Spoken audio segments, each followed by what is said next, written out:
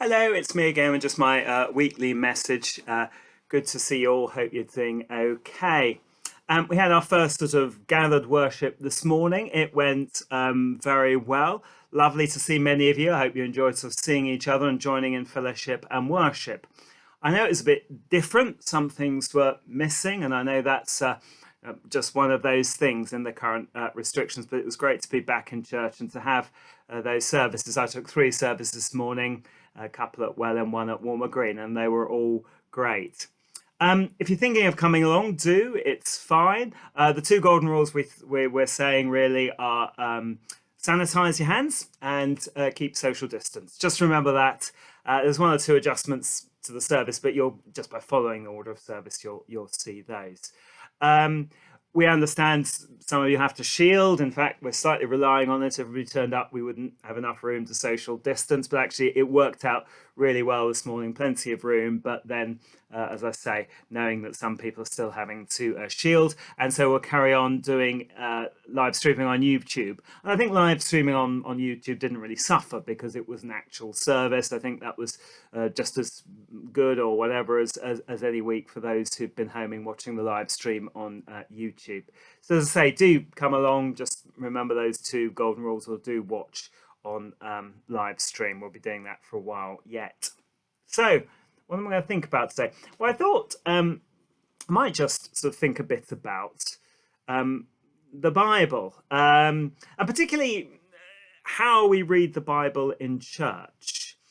Because some of you will read the Bible at home, others may have Bible reading schemes and may be quite keen on studying. You might go to a Bible study, it's all good. You might go to the Wednesday mornings, you might go to the Carpenter's Bible study, that's great. Some of you may not pick up Bible very much, frankly, and that's okay as well.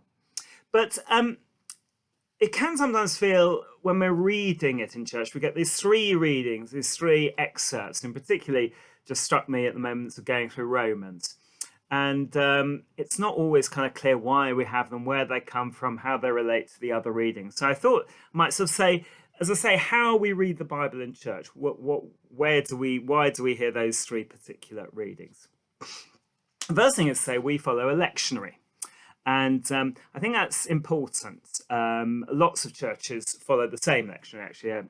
Anglicans, Roman Catholics, Methodists, I think a few other churches do as well. And I think the reason that's important is, I've been to different sorts of churches in my time.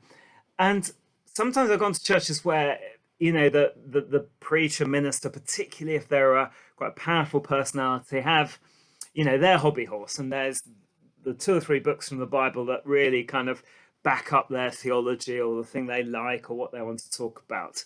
And we keep hearing from those books and we don't get the sort of spread of what's in the Bible. And I think it's quite important that a lectionary actually says, it's not up to you what you're going to read and preach on this week. Here's the readings given to you.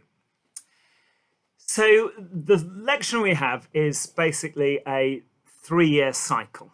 And each year is first of all associated with the gospel. Now, very smart ones amongst you will already have realized there's a problem because there's 4 gospels, there's 3 years. And you'd be right. So John's gospel is split up over the 3 years, particularly in the year of Mark, because Mark is much shorter than Matthew or Luke. So this year is year A, we're reading a lot of Matthew. Next year we'll read a lot of Mark with quite a lot of John as well. And then year C, we'll read Luke. And the year goes from Advent Sunday to Christ the King. So if you think about the first part of the year is often kind of, festivals and seasons. You're in Advent, you've got Christmas, then you've got sort of Candlemas, and then very quickly often you're in Lent, Holy Week, Easter, and then you've got the time after Easter, Eastertide, Ascension time, Pentecost, Trinity Sunday. And then you get the sort of other 6 months of the year, the second half really, which is Trinity Sunday onwards. And there, if you like, the Bible reading becomes a bit smoother because obviously as you go through those different festivals, you're sometimes having to jump about to follow the story of Jesus, whereas actually you can read through books of the Bible a bit more easily in that 6 months. So particularly in that 6 months, we'll, I mean, not strictly in order, but we'll more or less move through the Gospel of the year. So that gives you your Gospel reading. And then there's two alternatives for the Old Testament and indeed for the Psalms.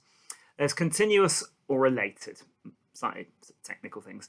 Continuous ones, the Old Testament, it chooses a book, a bit like a gospel, and it just reads through it. We tend not to use that in the team. Other churches do. There's no problem, but we tend to use what's called the related one. And the related one is picked out to match the gospel. Now, the disadvantage of that is that you might get Zephaniah one week, Leviticus another week, Job another week, Jeremiah another week.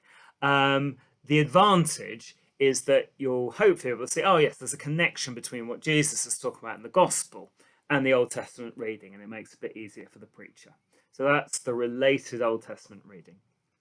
The New Testament reading isn't related. It's more like the gospel. It just moves through books, the epistles, so Acts, Paul's letters, the other letters, kind of often in order.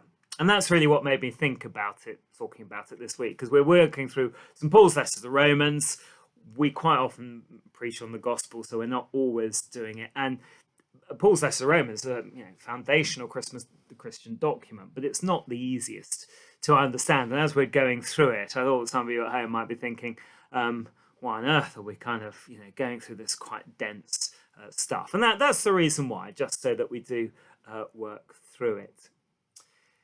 As I say, Romans is a good example. It's a book that I suppose might be a bit difficult to read it whole, but it is a kind of quite a long, sustained argument. It's a bit like a treatise. You need to sit down with a sort of towel over your head and really sort of study it in quite detail. And obviously in Bible studies and stuff, we have done that. It's not so unlike, of course, the experience Jesus would have had. If you think Jesus went into the temple, obviously just had the Old Testament, but as they took the scroll of the law out, the point of a scroll, of course, is that you just read a portion. We hear in Luke 6, isn't it, about Jesus reading a portion in the temple. And of course, the two ends of the scroll, as you unwind it, you reveal a sort of piece. You read that piece. The next, you wind it on a bit. The next week, you unveil another bit. And so you carry on reading through the Bible like that. So, although sometimes it isn't the best way to read a book, it is perhaps how Jesus read it. And it does give a good spread. You get some Old Testament, you get some epistle, some gospel every Sunday, and you move through them over those 3 years.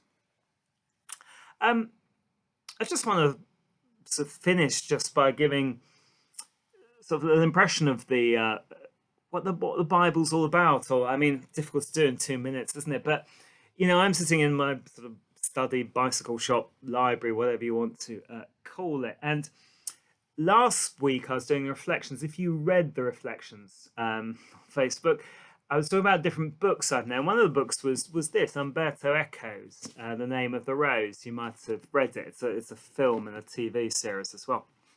And I was saying in my reflections that the main character in this book isn't a human being. It's a library. And the library is the centre of a monastery. It's a very, very valuable library. And without giving too much away, the crux comes when the library goes up in flames. But very much throughout the book, the library is a character. It's extraordinary, and particularly how Eco describes it. And so that's the first thing to remember. Although it's kind of, we got it together in one book, it's a library. It's written in 3 languages over over a millennium by people from various different parts of the Middle and Near East in all different circumstances, but belonging to both Judaism and Christianity. So there's a great variety in this book. It is a library, even if we collect it together. And then the other final sort of thing that Eco says, which I've always really liked, is he said, the reason the library is such a great character with all its books from all different ages in there is that it's like a kind of massive conversation going on through the ages. They're all sitting there chatting, St. Francis and Aristotle and Plato and Jesus and pagan writers and Christian writers and Augustine and people from, a millennium ago, people who have only just been written. They're all in there chatting away and discussing each other's thoughts and works. And I love that image of a library as a kind of grand conversation that's going on through the, not just through the decades, but through the centuries and all over the world. Those books are sitting talking to one another. I think it's a sort of fantastic image that Eco uses to great effect in the book. And I think that's sort of true of the Bible as well. And I think that's, my clue of reading it. I sometimes say to me, do you believe the Bible or do you believe in the Bible? And I think, yeah, I mean, if you mean, do I believe every single fact is literally true? The answer's no. But I do think that it's just the greatest conversation to join in, and that sometimes deliberately it's set up as a kind of argument or a discussion. And it's a bit like if a newspaper reporter says, well, there are two sides to this story, he's not sort of lying to you. He's just saying, well, there are two sides to the story. Let's hear from the two participants. And I think sometimes in here, that's what happens. And so when people say, Ruth says this, and Nehemiah says this, or Jonah says this, and Ezra says this, the two good examples of quite contrasting books, are they true? I mean, I think the point is that they're writing about at the same time, and actually they're having a bit of an argument. They're putting forward 2 points of view. And so the thing that you're not asked to is get in there and say, oh yes, this is absolutely true, but to get in there and say, God, that's really interesting hearing both Jonah and Ezra having two different views on what it means to be a Jew in the time of the Second Temple. I wonder what it, who was right. I wonder what they thought at the time. As I say, I think that's the way the Bible is most exciting as a book to go into, to dive into and join in the conversation. I don't get so sort of hung up on the details. You can spot the little difference between the Gospels, but often they're intriguing little differences. They're trying to tell you something different. Even the genealogies, the boring bits of the Christmas story, you get this thing. Luke and Matthew, just compare them. They're the genealogies of Jesus, who his ancestors were. But just look at the two accounts, and you'll see they're a bit different, and they go through different parts of the family. But that's because they're trying to say something different about who Jesus is. So it's actually fascinating to sort of get in there and look at those details, and that's why it's sort of worth studying and getting in. So that's a bit about how we read the Bible in the church. That's a bit about what I think the Bible is, and that's a bit about also why I think it's such a great book library of books to get stuck into and read. God bless. Bye-bye.